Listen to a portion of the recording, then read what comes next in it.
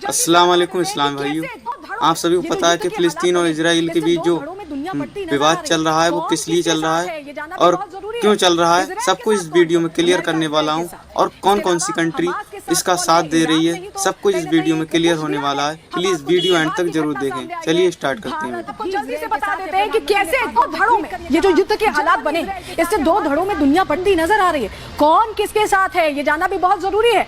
Israel के साथ कौन कौन है? अमेरिका इजराइल के साथ है। इसके अलावा हमास के साथ कौन है? ईरान ने ही तो कहीं ना कहीं एक पुश दिया है हमास को, जिसके बाद ये घटना सामने आई है। भारत भी इजराइल के साथ है। प्रधानमंत्री ने खासतौर पे ट्वीट कर ये कहा, जर्मनी इजराइल के साथ है, हमास के साथ कुवैत है। कुवैत देश है, जो तमाम मुस्लिम वर्ल्ड की कंट्रीज हैं वो कहीं ना कहीं कोशिश कर रही हैं हमास को एक तरह से समर्थन देने की। लेकिन फ्रांस इजराइल के साथ है, हमास के साथ कतर यहां पर नजर आ रहा है। ये हम आपको बता रहे हैं कि कौन कौन से देश कौन सा धड़ा चुन रहे हैं इजराइल के साथ। यूरोपियन यूनियन अपने आप में बहुत बड़ी ताकत है।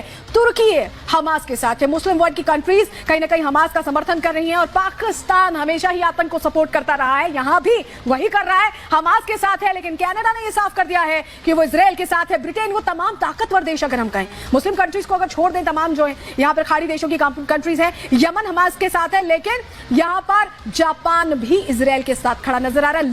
लेबनान के जो आतंकी संगठन हिजबुल्लाह, उसने पहले ही हमले तेज कर दिया। ऐसे में साफ समझ में आ रहा है कि हमास के साथ है। लेकिन इटली भी इजराइल के साथ, पूरा यूरोपियन यूनियन कहें, जर्मनी, फ्रांस, इटली, ये तमाम जो देश है ये इजराइल के साथ खड़े नजर आ रहे हैं। पोलैंड भी इजराइल के साथ खड़ा है। जो तमाम ताकतवर देश है, महाशक्तियां हैं, डेवलप्ड कंट्रीज हैं, वो पूरी तरह से इजराइल का समर्थन कर रहे हैं। और यही वजह है कि अब ये हमास के लिए बहुत भारी पड़ने वाला है। लेकिन कई जगहों से ऐसी तस्वीरें सामने आई जहां ये पता चला कि खुशियां मनाई जा रही हैं। इस तरह के हमले की निंदा करने की बजाय यहां पर उत्सव जैसा माहौल सामने आया है। सबसे पहले तस्वीरें आपको उन देशों की दिखाना चाहेंगे जहां पर ऐसा उत्सव मनाया जा रहा है। क्यों ये उत्सव मनाया जा रहा है? क्या ये सही मौका है युद्ध के मुहाने पर, जहां तीसरा फ्रंट खुल गया है? क्या ये कंट्रीज इसकी निंदा नहीं कर रही हैं बल्कि उत्सव मना रही हैं? क्या इसके पीछे की वजह, ये भी आपको आगे अंदर की खबर में समझाएंगे। लेकिन चलिए पहले तस्वीर आपको दिखा देते हैं। सबसे पहले ईरान की तस्वीर आप देखेंगे, क्योंकि ईरान कहीं ना कहीं पूरा इस हमले के पीछे रहा है,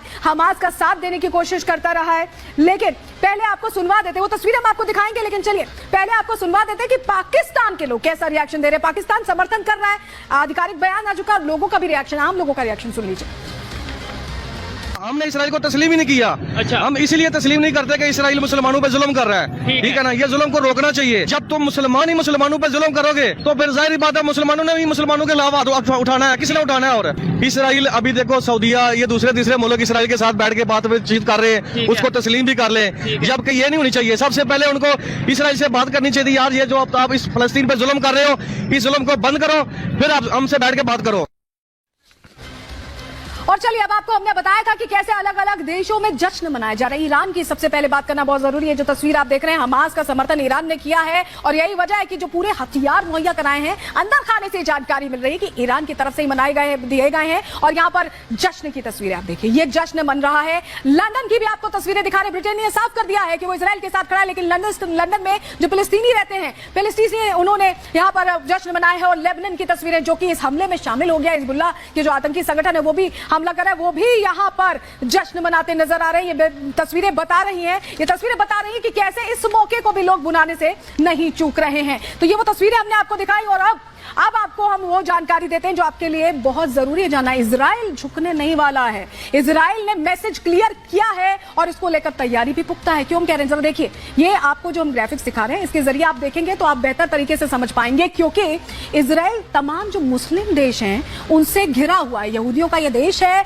और यहां पर ही ये जो रणनीति अपनाने की कोशिश की गई थी, हम आपको बताएं, सीरिया, लेबनान, जॉर्डन, गाजा पट्टी से तो हमले ही हो रहे हैं, लेबनान से तो हमले ही हो रहे हैं, वेस्ट बैंक को भी निशाना बनाने की बात है। इजिप्ट भी अब अपने तेवर बदलता नजर आ रहा है। पहले नम था, कुछ बोल नहीं रहा था, लेकिन इजिप्ट के भी तेवर बदल रहे हैं। सऊदी अरब देश भी कहीं ना कहीं हमास के साथ नजर आ रहे हैं। लेकिन इजराइल ने यह तय कर लिया है वो झुकेगा नहीं। और यही वजह है कि एक पूरी तरह से डिफेंस मैकेनिज्म एक्टिव हो गया है और उस पर काम करते हुए जवाब लगातार इजराइल की तरफ से दिया जा रहा है। सबसे बड़ी बात यह है कि इजराइल की अगर बात करें तो 96 लाख की आबादी वाला देश है। लेकिन इन 96 लाख लोगों में हमने आपको बताया कि कैसे ये इक्विप्ड है, हर नागरिक को ट्रेनिंग दी गई है। ऐसे में हमास के लिए अब उल्टी गिनती शुरू हो गई है। क्यों हम ऐसा कह रहे हैं, रिपोर्ट के जरिए आपको दिखाते हैं।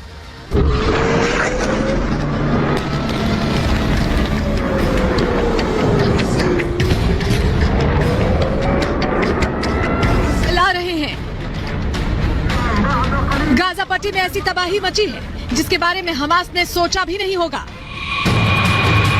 क्षेत्रफल में भारत के केरल राज्य से छोटा और आबादी के मामले में दिल्ली से आधा इजराइल दुनिया का वो देश है जो चारों ओर से दुश्मनों से घिरा है। लेकिन इजराइल दुनिया की एक ऐसी ताकत है जिसे झुकाना या हराना हर किसी के बूते की बात नहीं है। दुनिया की बड़ी बड़ी ताकतें इजराइल की सेना से खौफ खाती हैं। आपको जानकर हैरानी होगी कि इजराइल दुनिया का वो इकलौता योद्धा देश है जो आजादी का जश्न भी ठीक से नहीं मना पाया और सेना को जंग के मैदान में उतारना पड़ा। तब उसके पास न ज्यादा संसाधन थे, न घातक हथियार, न ही लंबी चौड़ी फौज। 1948 में इजराइल ने खुद को आजाद देश घोषित किया। तब अरब देशों की सेनाओं ने उसके खिलाफ जंग छेड़ दी। 1 साल तक चली जंग में आखिरकार जीत इजराइल की हुई। इस जंग के बाद इजराइल ने तेजी से खुद को मजबूत करने का काम शुरू कर दिया और आज उसके पास दुनिया की लेटेस्ट टेक्नोलॉजी है।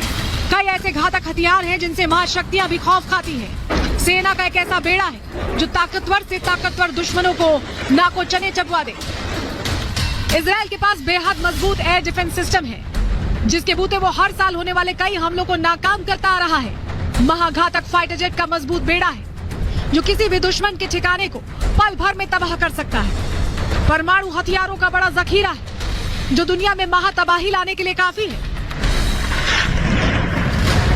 चारों ओर से दुश्मनों से घिरे इजराइल को कई मोर्चों पर जंग लड़नी पड़ी और हर जंग में उसने दुश्मन को अपनी ताकत और उसकी हैसियत का एहसास कराया है। इस बार भी इजराइल हमास और हिजबुल्लाह से अकेले भिड़ रहा है और दुनिया को साफ साफ कह दिया है कि ये इंतकाम हमास के खात्मे से पूरा होगा।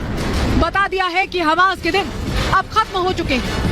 अपने हथियारों के दम पर वो हमास के फाइनल चैप्टर की स्क्रिप्ट लिखकर ही रहेगा। Bureau report.